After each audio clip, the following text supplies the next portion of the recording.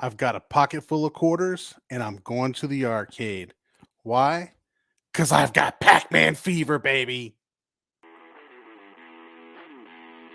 You're listening to the What the Elf Was That podcast, an iconoclastic look at the latest Cleveland Browns news.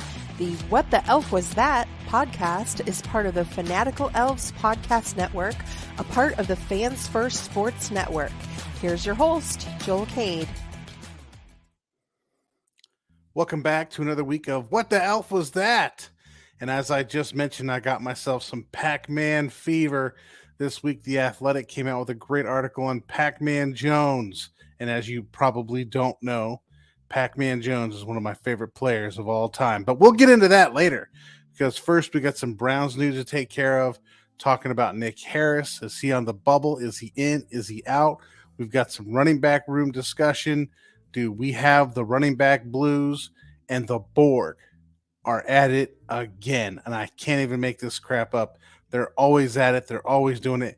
And they're at it again. So before we get to the Borg, let's start off with our first topic. Is Nick Harris on the bubble? Now, some of you may be asking, who the heck is Nick Harris? And if you're asking that question, I honestly don't blame you for asking that question because the dude's been hurt for a long time. Now, you may recall, Nick Harris was a center drafted, I believe, out of Washington University University of Washington in the state of Washington, not that one in St. Louis. Played center on a zone team, and he was a little short and a little undersized when he came out in the draft, but he was a terrific center for a zone-based team. So the Browns pick him up in a late round. This is the same time they had J.C. Tretter, and they're looking for a replacement for J.C. Tretter because, as you may recall, J.C. Tretter, as the NFL Player Association president, orchestrated the whole let's not go to minicamp discussion or walkout of Browns minicamp back in 2021, I believe. So they drafted Nick Harris thinking maybe this guy can either be a swing guy to play center and guard, or he could ultimately be a replacement for J.C. Tretter. Well, it didn't quite work out that way for him. But before we get into Nick Harris, let's ask, why is center an important position? So I'll get to you by saying this. I spent an entire season in high school playing center, and I'm going to tell you, I hated playing center. I hated it. As a guy who played guard, I knew I had to play center. We had to be replaceable. I get it, but I hated the fact that you had to take a ball, snap it up your butthole, and take a step at the same time and block. Was I good at it? I don't know. Probably not, to be honest with you, because I begged to get out of the center position as fast as I could. I didn't like it at all. But the center plays a lot of roles on the field. Not only are they snapping the ball and they're snapping it to the time and the rhythm of the quarterback's cadence, but they're also kind of like the leader of the offensive line on the field in terms of the center is the one who calls out protections. That's why you always see the center pointing to a linebacker saying he's the mic. Sometimes the quarterback will call out the mic, and that's just the guy who the offensive line or the running back, depends on what the team is calling him out for, is responsible for in pass blocking. It sets who's going to block who on the offensive line in terms of pass protection. So the center is the guy that's calling that. The center is also the guy that makes sure that the correct blocking scheme and the zone schemes, people know exactly which way they're going and why. Center and quarterback combos are important. It's important for a quarterback to feel like, hey, I've got a center that I'm used to. I understand how it plays. They're the way they're going to call protections and the way they're going to call schemes.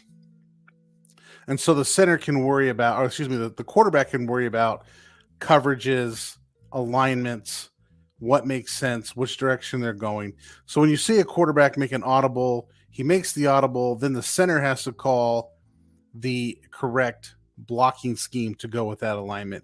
So over the history of the NFL, you see these quarterback center combinations because they both have to be on the same page. You see Peyton Manning had Jeff Saturday, Ben Roethlisberger had Marquise Pouncey, want to make sure I got the two crying people at the end of the playoff game correct.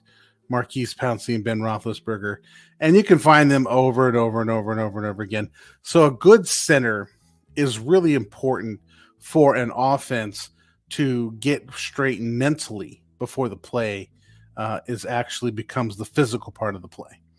So a good center is important. A good center can stabilize the pre-snap read process, taking some of the role off of the quarterback.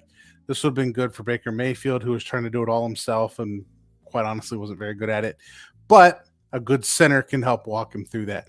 So it's important that the Browns have a long-term center situation. To that end, they signed Ethan Pocic. Some people call him Ethan Pocic. I think it's Ethan Pocic, to be honest with you. Came out of LSU, signed a 3-year deal for $18 million. So it seems like the Browns would have this position locked up. Pocic played a pretty good season last year. Had his best year under I can't think of the offensive line coach's name. It's just going out of my head.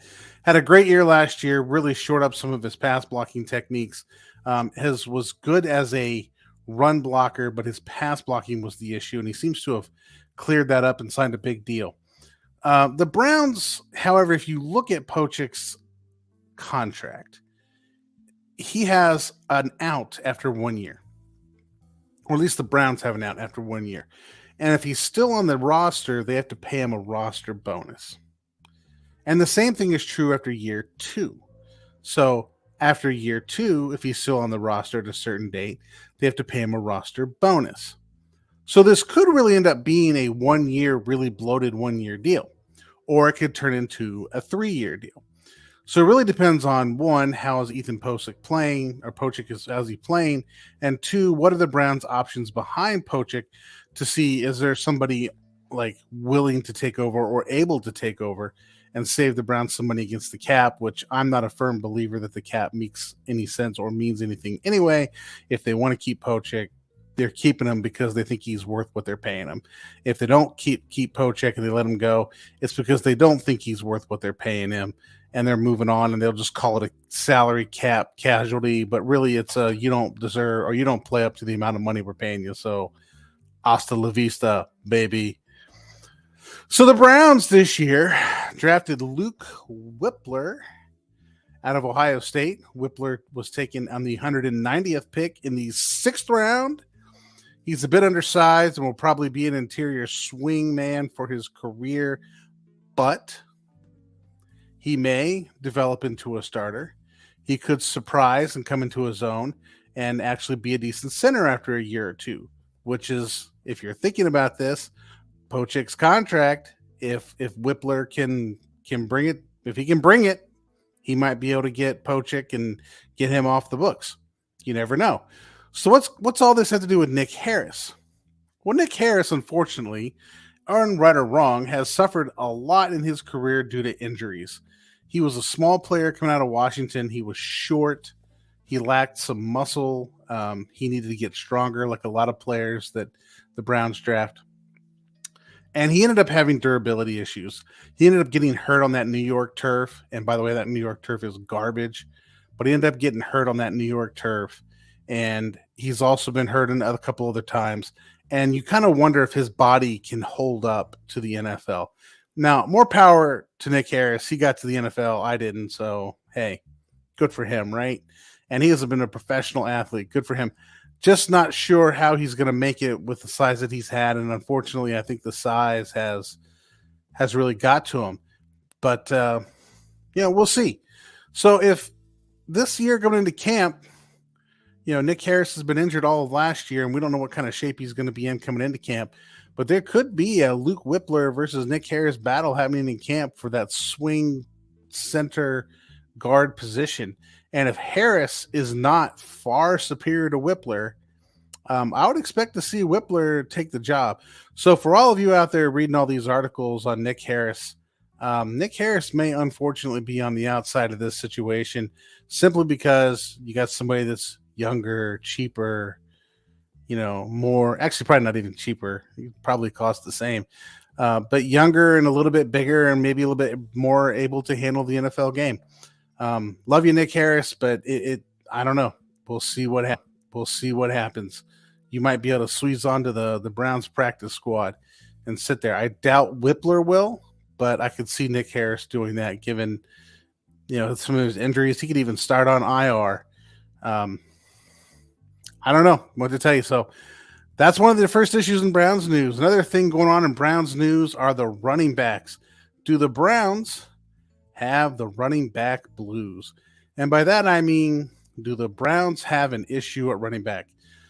People like to come out and start saying the Browns need to acquire another legitimate veteran running back. My question is why? Why do the Browns need a legitimate backup to Nick Chubb? They can say the obvious reasons, right?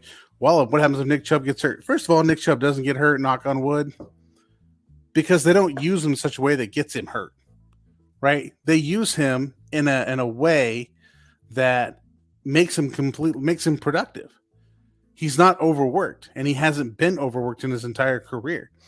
So because he's not being overworked, he's not accumulating all that damage that these running backs have been damaging over the year, have been acquiring over the years, and their production has fallen off.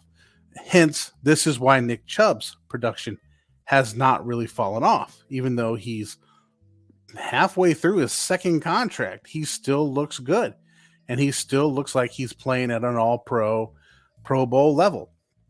So the running back room is set with Nick Chubb. He can perform under pressure. He may even have Hall of Fame potential. I think you'd have to look at his numbers in comparison to other people in his era. I don't think you can compare him to the way other running backs were used when the NFL was a different game. The NFL used to be a ground and pound game, and Jim Brown owned that game. Go back and listen to some previous episodes of What the Elf Was That, and you can hear why I think Jim Brown owned that era of football. So if the question is depth, what's the depth behind Nick Chubb? Well, first there's Jerome Ford. And the question around Jerome Ford is he ready to step up? Is he ready to take the role vacated by Kareem Hunt? And I think that's an unfair question to ask because you can't ask Jerome Ford to be Kareem Hunt. And you can't ask Jerome Ford to play the role that Kareem Hunt played because Kareem Hunt's role was created for Kareem Hunt and Kareem Hunt's skill set. Jerome Ford has his own skill set, and his role will be played to Jerome Ford's skill set. So, yes, Jerome Ford can handle the number 2 running back position. He brings an ability to return the ball along with the ability to catch the ball out of the backfield that the Browns need. But he's not that ground and pound kind of guy that Hunt was, and he didn't take all the damage that Hunt has taken. In a lot of ways, Kareem Hunt took all the damage that normally an NFL running back would take, and therefore has allowed Nick Chubb to not have to take that damage. Kareem Hunt has been the one that's just pounded the 2 yards for the first down. Is that going to be Jerome Ford's role? I don't know. He's never really been that kind of a player. He's been more of the third down receiver, run the ball, fast kind of guy, not necessarily the big thug that just runs over people. So rookie running backs have been known to excel in the NFL. Running backs, I mean, you get a rookie that's drafted in the 6th round that comes out and become an all-pro. It happens all the time. And then 2 years, they fall off the planet and nobody's heard from them again. Okay. Could this be Jerome Ford? Probably not, because they're not going to use him that way. They're not going to use him in a way that's going to get him 30, 40 carries a game. Then he can rack up numbers and make a Pro Bowl because he's got outstanding numbers because he's been overworked. They don't use Nick Chubb that way. They're probably not going to use Jerome Ford that way. But clearly, the running back position in the NFL is probably the most undervalued position. And by that, I mean, like, analytics has told us that running backs can succeed in the 6th round, come in, make all pro. You don't need to draft a 1st-round running back. You're basically wasting your time with the top 5 pick in the NFL on a running back. Maybe you're not. Maybe you are. I'm thinking you are. I mean, Nick Chubb himself was a 2nd-round pick, and he's clearly the best running back in the NFL right now. I say clearly. I know some people in Tennessee might argue with me, but he's been overworked in Tennessee, and he'll fall off a cliff soon. So that leaves also, and this is the person in the middle of all this discussion, is Demetric Felton. Will Demetric Felton make the roster? Now, this seems to be where all the news around the Browns, people are speculating Felton will make the roster. He won't make the roster. Here's why he'll make the roster. Here's why he won't make the roster. Let's just break down Demetric Felton. His strength is being a running back who can also play wide receiver, giving him the more you can do, the more valuable you are, which this front office likes. He's also played in this kind of option style offense that the Browns are kind of going to use this year. So he's familiar with that. So Felton is a dynamic, I wouldn't say dynamic player. He is a diverse player with multiple skill sets. He will make a good addition to the room and compete if Chubb goes down or Ford is not succeeding. So the question around it is Demetric Felton good enough to be the third running back? The argument for that is, he can make a great third running back because he can also play slot and be an extra receiver on the field. Now, I think this discussion is missing the entire point, okay? The question around Demetric Felton isn't, here's a running back who can play wide receiver. The question around Demetric Felton is he going to be able to beat out Elijah Moore? And yes, I said Elijah Moore. Elijah Moore is a gadget player. He plays wide receiver as his first position, but has been seen lining up at running back in minicamp. Having a gadget wide receiver who plays running back becomes an immediate mismatch for the defense. NFL teams are starting to go to this model and this role for their gadget players. They line up at running back, they line up in the slot, they line up at outside wide receiver. They'll line up in a trio, a tight trio, and block on the line of scrimmage. This is how you use your gadget player. Line them up in the H, which is like the tight end, just off the line of scrimmage. You put them all over the field. You get them doing a whole bunch of stuff. So yes, I am telling you, I am predicting it. I am telling you, you're going to see a lot of Elijah Moore as a running back. A lot of teams do it, including San Francisco 49ers, do it very, very well. So I'm not sure Demetric Felton is the guy who's going to be the third running back. The third running back is going to be Elijah Moore. Now, you could probably sneak Felton on a practice squad, keep him around in case you need him, but I'm not sure he's making the team, and I'm not sure he's the best person to be the third running back. You pop Elijah Moore out there, certain selected situations in the running back position, and you're good. Now, I can hear the objection. What about pass protection? What the heck are you going to do with him in pass protection? He's just this tiny little wide receiver. Well, I want to explain to you that there's more than one way to protect a quarterback. You don't have to stand out there and take on a blitzing linebacker to protect the quarterback. You could also just sneak out the pocket and be a dump-off player. It's pretty simple. Elijah Moore lines up in the backfield. The ball is snapped. He looks. If the linebacker's coming, he can just pop out, be a dump-off, and that's the end of it. If he comes out into a route as the ball is snapped, then that linebacker's following him and he's already blocked. You don't have to block him because he's not in the play. And you've moved him out of a zone, or you've moved him in man-to-man coverage out to the sideline, opening up the middle of the field. It's not that hard. You take your running back, you put him on a flare route. The fact that he's a wide receiver means he'll catch the ball. The fact that he's fast means the defense is going to have to respect him. And you could move defenders by lining him up there, getting a mismatch, putting him out on the outside of the pocket. It's a quick dump off pass, pick up 5 easy yards. That's pass protection. It's protection for the quarterback because he knows if somebody's coming or somebody misses a blitz, boom, right there. So he doesn't have to stand in and block a blitzing linebacker when he can just pop out, be the dump off guy. So Demetric Felton, let's get back to this guy. Would you rather have a running back who can play wide receiver, or would you rather have the receiver that can come in and play running back? What's more important to you? And I promise you the end of this is going to be the wide receiver that can go out and play running back. With that spot for Demetric Felton, you could put in an extra returner. You could put another wide receiver. I know some people think for whatever reason you got to cut Donovan Peoples-Jones. I don't even understand it. Or that he's going to be gone this year. I don't understand that either. And I don't understand why anybody needs to sign DeAndre Hopkins. Again, listen to past episodes, particularly the segment that says, can the Browns avoid the DeAndre Hopkins pitfall? Don't need DeAndre Hopkins. What you need is to run Elijah Moore and make him a gadget player and make him your third running back. Then you can use that roster spot on someone else. And if you have an injury, just stash the dude on the practice squad.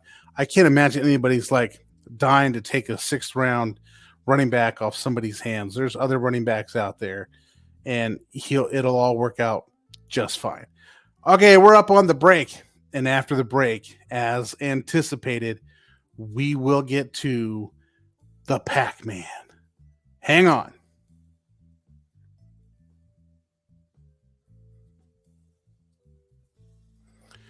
And we're back. As I promised earlier, we will talk about one of my favorite players to ever play in the NFL, Mr. Pac-Man Jones. Pac-Man Jones, baby. Every time this guy became a free agent, I wrote an article in Dog Pound Daily that the Browns should sign Pac-Man Jones. In fact, I like Pac-Man Jones so much that in my fantasy leagues, my picture, the symbol I use for my team is Pac-Man Jones. I've called my team the Pac-Man, all kinds of stuff. Pac-Man Jones is my dude. So why do I like Pac-Man Jones so much? I mean, he's had all kinds of off-field issues, stuff I'm not even going to talk about. I understand he's had off-field issues. I get it. You don't win in the NFL with Boy Scouts. You can't keep taking chances on people that are just going to throw their career away. But Pac-Man Jones is one of those guys who's ultimately turned it around and spent 8 years in Cincinnati, made a Pro Bowl, and really kind of made a name for himself, really solidified the situation and made a name for himself. So The Athletic came out with a very interesting article on Pac-Man Jones. And just in case you're wondering how he got his nickname or why I like Pac-Man Jones, I can sum it up for you in one paragraph from the article. And the article said, Pac-Man, the nickname his mother gave him because he changed directions so quickly as a toddler. He craved the inherent violence of the game. In this way, Pac-Man Jones reminds me of another one of my favorite players in the NFL, one Mr. Lyle Alzado, who said in an interview once, I'm not going to lie, I'm in football for the violence. See, I too had a really kind of not so great upbringing. Some of you who may know me growing up knew I grew up in the dirt poor part of the town that I grew up in. Didn't really garner much respect from my coaches in high school or fellow players or much of that because, in high school we paid too much attention to economic status of people as opposed to just people as people. As they're playing the game because, hey, it's something to do in high school, I'm playing it so I can go to college. I'm playing it because football is the only thing that's going to help me go to college because there's no way I was going to be able to afford it otherwise. So I also had a troubled upbringing. I had some issues with my parents and my brothers and some family issues and some relationship issues, not any domestic violence or anything like that, but just friends, couldn't get along with people. I was a lot of drama at times. And it was hard for me. It was hard for me to make sense of my life at such a young age and to have so much happen to me that happened. But I knew that I could get on the football field, and whenever I had anger toward my parents or my brothers or people that I lived with or in the neighborhood, I knew that I could go out and I could take my anger out on people on the football field. I was there for the violence. I was there to take my anger out on somebody. And there's nothing like dominating somebody and just making them I'm not going to use curse words here, but just making them yours. You know, you own that person and you're going to punish them. My motto in high school used to be, you know, if the other team showed up to the game, they deserved the butt kicking I'm about to give them. And if somebody was stupid enough to line up over me, they deserved the butt kicking I was personally going to hand them. And Pac-Man and Lyle Alzado, I'm telling you, they understood this. They knew what this was about. They played like this, and I love them for it. I love them for it. But I also had a coach that used to tell me that you have to be two people. You have to be one person on the field, right? You can go on the field and you can be a violent, nasty, angry person. But then when you get off the field, you've got to be this polite, gentle, respectful, law-abiding person that is a pillar of the community. And I think somewhere along the ways, Pac-Man didn't quite get that part of the situation and ultimately kind of failed in some ways to being that man off the field. He let the man on the field affect the man off the field, as where I was fortunate enough to not let that man on the field come out off the field. But on the field, you just better watch out. I used to have the crazy eyes. My nickname used to be the Killer, and there was a reason for that. Anyway, so this article does a really good kind of rundown on Pac-Man, some of his college playing days, his friendship with Chris Henry, wide receiver who played for the Cincinnati Bengals for a few years, died in a weird kind of accident. This was Pac-Man Jones's friend. And while Pac-Man was in Cincinnati, you know, he took it upon himself to bring in Chris Henry's children, and he has been raising Chris Henry's children as his own. And I think that's a good thing to be said here, because here's a situation where Pac-Man has finally become off the field what he needs to be. You know, he can be the angry, trash-talking man on the field, but he's now become, or he has become, because he's been doing this for a while, he has become that man off the field at the same time. I mean, he would be the meanest, nastiest player on the field and then turn right around and be now being the perfect gentleman off the field. And good for Pac-Man Jones, because it looks like Pac-Man has powered up, has chased off those ghosts, and has made it to the next level. Good for you, Pac-Man Jones. And always remember that Terrell Pryor is garbage. Garbage. Okay, moving on. Speaking of garbage, we're now to that time where we talk about the ultimate garbage. Let's cue it up. The ultimate garbage. We are the Borg. Your culture will adapt to service us. Resistance is futile.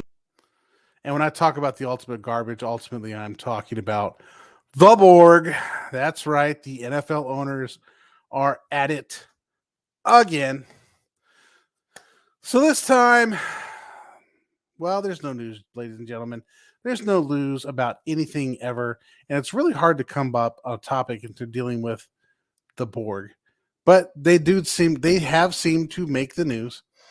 On July 20th, it is reported that the NFL is expected to vote and to approve the group headed up by Josh Harris and Magic Johnson to purchase the Washington Commanders for $6.05 billion. Now, if that sounds familiar, those of you who've ever watched Austin Powers, $1 billion.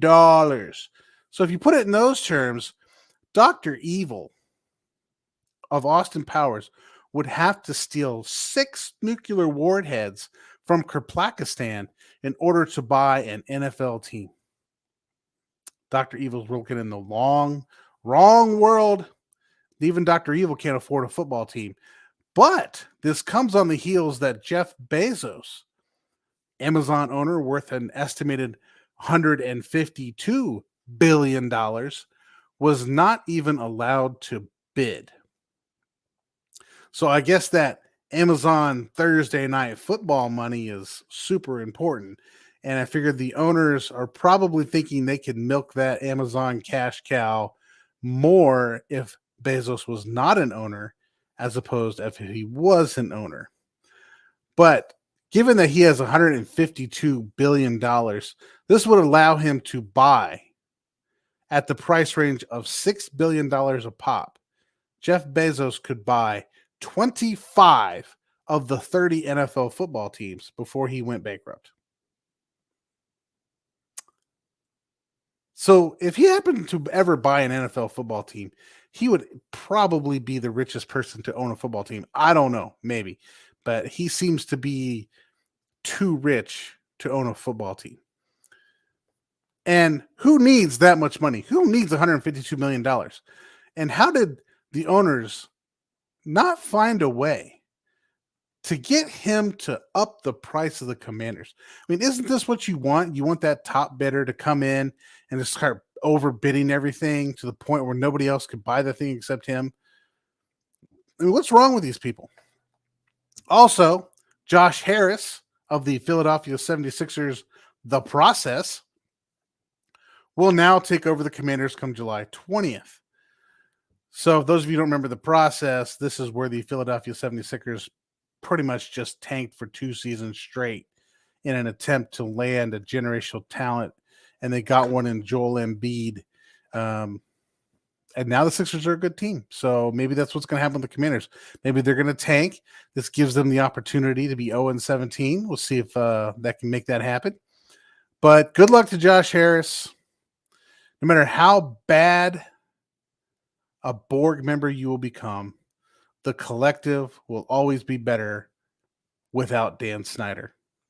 That dude was just straight, pure Borg trash.